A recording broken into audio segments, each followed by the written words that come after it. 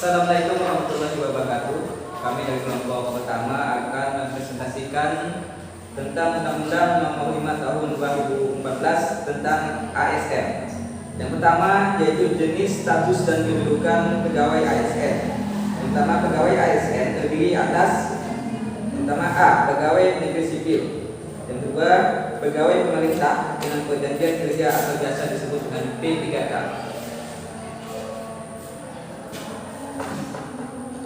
Yang kedua, jabatan ASN. Jabatan ASN terdiri atas jabatan administrasi, jabatan fungsional, dan jabatan pimpinan tinggi. Kemudian hak dan kewajiban. Dalam Undang-Undang Nomor 5 Tahun 2014 ini menegaskan bahwa PNS berhak memperoleh gaji, tunjangan dan fasilitas, kemudian cuti, jaminan pensiun dan jaminan hari tua, kemudian perlindungan dan pengembangan kompetensi. Dan adapun PPK berhak memperoleh gaji, tunjangan, cuti, perlindungan dan pengembangan kompetensi. Sedangkan kewajiban ASN yang pertama yaitu setia dan taat kepada Pancasila. Yang kedua, menjaga persatuan dan kesatuan bangsa. Ketiga, melaksanakan kebijakan yang dirumuskan pejabat pemerintah yang berwenang. Yang keempat, melaksanakan tugas kedinasan dengan penuh pengabdian, kejujuran, kesadaran dan tanggung jawab. Kemudian kelima, menunjukkan integritas dan keteladanan dalam sikap, perilaku, ucapan dan tindakan kepada setiap orang. Kemudian keenam, menyimpan rahasia jabatan dan hanya dapat mengemukakan rahasia jabatan sesuai dengan ketentuan perundang-undangan. Kemudian ketujuh, bersedia ditempatkan di seluruh wilayah NKRI. Kemudian kelembagaan. Presiden selaku pemegang kekuasaan pemerintah tertinggi dalam kebijakan, pembinaan profesi, dan manajemen aparatur sipil negara atau ASN. Untuk menyelenggarakan kekuasaan yang dimaksud, Presiden mendelegasikan kepada A. Kementerian Pendayagunaan Aparatur Negara dan Reformasi Birokrasi yang berkaitan dengan kewenangan perumusan dan penetapan kebijakan, koordinasi dan sinkronisasi kebijakan. Manajemen ASN. Manajemen ASN diselenggarakan berdasarkan sistem merit yang berdasarkan pada kualifikasi, kompetensi dan kinerja secara adil dan wajar tanpa membedakan latar belakang politik, ras, warna kulit, agama, asal-usul, Islami, status pernikahan, umum atau kondisi kesehatan. Manajemen ASN ini mengikuti manajemen pegawai negeri sipil atau PNS dan manajemen pegawai pemerintah dengan perjanjian kerja atau P3K. Disebutkan dalam Undang-Undang Nomor 5 Tahun 2014 itu Presiden dapat mendelegasikan kewenangan pembinaan manajemen ASN kepada pejabat yang berwenang di Kementerian, Sekretariat Jenderal atau Sekretariat Lembaga Negara, Sekretariat Lembaga Nasional, Sekretaris Daerah atau Provinsi dan Kabupaten atau Kota. Pangkat dan jabatan pasal 68 Undang-Undang ini menegaskan PNS diangkat dalam pangkat dan jabatan tertentu pada instansi pemerintah berdasarkan perbandingan objektif antara kompetensi, kualifikasi, dan kesehatan yang dibutuhkan oleh jabatan dengan kompetensi, kualifikasi, dan kesehatan yang dimiliki oleh yang bersangkutan. PNS juga dapat diangkat dalam jabatan tertentu pada lingkungan Tentara Nasional Indonesia atau TNI dan Kepolisian Negara Indonesia dengan pangkat atau jabatan yang disesuaikan dengan pangkat dan jabatan di lingkungan instansi Tentara Nasional Indonesia dan Kepolisian Negara Indonesia. 5. Mutasi, pengajian, dan pemberhentian. Dalam Undang-Undang Nomor 5 Tahun 2014 tentang aparatur sipil negara disebutkan sistem pegawai negeri sipil atau PNS dapat dimutasi tugas dan atau operasi dalam satu instansi pusat atau instansi pusat, satu instansi daerah, antara instansi daerah atau instansi pusat dan instansi daerah, dan perwakilan negara pusat di luar negeri.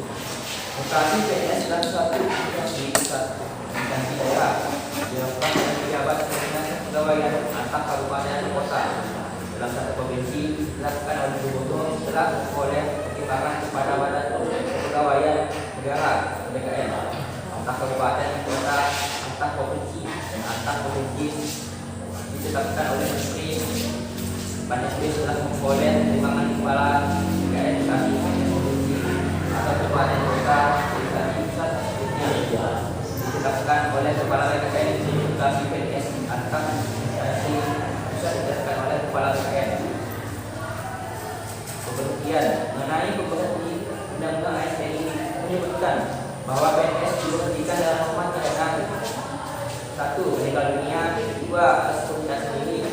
mengenai balai sosial sipil 4. Pemangkingan organisasi kebijakan pemerintah yang menjabatkan begini atau 5. Tidak sikap jasmani atau rohani sehingga dia dapat menjalankan tugas dengan baik.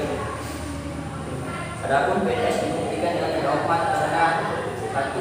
Melakukan penyerangan Pancasila dan Undang-Undang Dasar 1945. 2. Dihukum penjara atas hubungan bertugas pemusuhan pengadilan yang telah memiliki keputusan hukum tetap karena melakukan pidana kejahatan jabatan atau tindak pidana kejahatan yang ada hubungannya dengan jabatan dan atau pidana umum. 3. Menjadi anggota dan atau pengurus partai politik.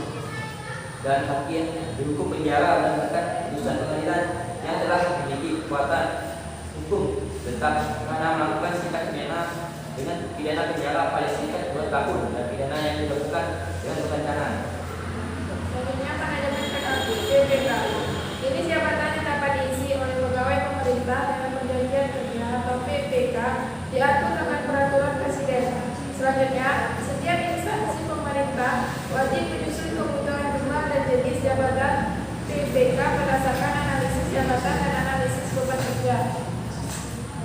Penyusunan kebutuhan jumlah PPK sebagaimana dimaksud dilakukan untuk jangka waktu minimal 5 tahun yang diperinci per 1 tahun berdasarkan prioritas kebutuhan dan ditetapkan dengan keputusan Menteri Budi Pasal 94 ayat 4 Undang-Undang Nomor 5 Tahun 2014. Undang-undang tersebut menegaskan setiap warga negara Indonesia mempunyai kesempatan yang sama untuk melamar menjadi calon PPK setelah memenuhi persyaratan. Selanjutnya, pengisian jabatan pimpinan tinggi.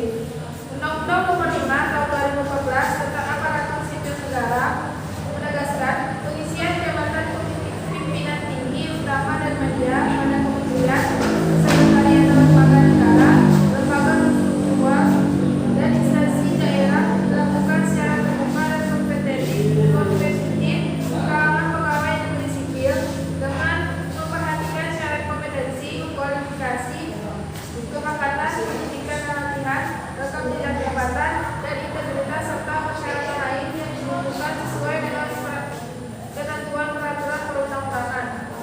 Pengisian jabatan pimpinan tinggi, utama, dan media sebagai maksud dilakukan pada tingkat nasional di pasal 108 ayat 2 Undang-Undang.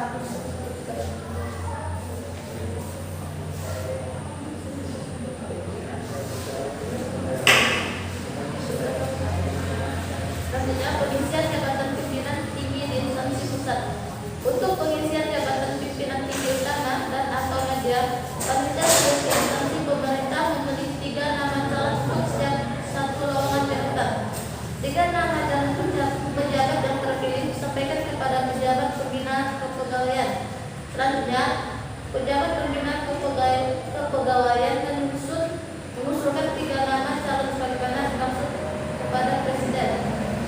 Presiden memilih 1 dari nama dari 3 nama calon yang disampaikan untuk ditetapkan sebagai pejabat pimpinan tinggi, utama, dan atau media. Ini pasal 111 ayat 4. Inilah pokok-pokok Undang-Undang Nomor 5 Tahun 2014 tentang aparatur sipil negara.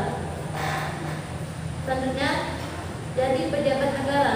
Undang-Undang Nomor 5 Tahun 2014 tentang aparatur sipil negara atau ASN menegaskan pejabat pimpinan tinggi media dan pejabat pimpinan tinggi pertamanya akan mencalonkan diri menjadi gubernur dan wakil gubernur, bupati atau wali kota, dan wakil wali kota wajib menyatakan pengunduran diri secara tertulis dari pegawai negeri sipil, dan penyelesaian sengketa. Pegawai ASN berhimpun dalam wadah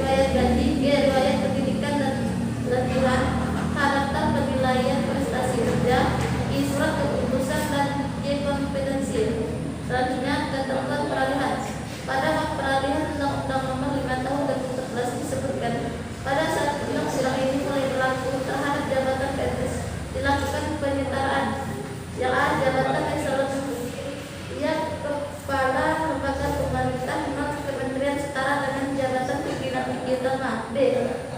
Jabatan eselon IA dan eselon IB setara dengan jabatan pimpinan tinggi media. C. Jabatan eselon 2 setara dengan jabatan pimpinan tinggi pertama. D. Jabatan eselon 3 setara dengan jabatan administrator. E. Jabatan eselon 4 setara dengan jabatan pengawas. Dan F. Jabatan eselon 5 dan komisioner umum setara dengan jabatan pelaksana. Sekian dari presentasi kami. Mengakhiri dengan Assalamualaikum warahmatullahi wabarakatuh.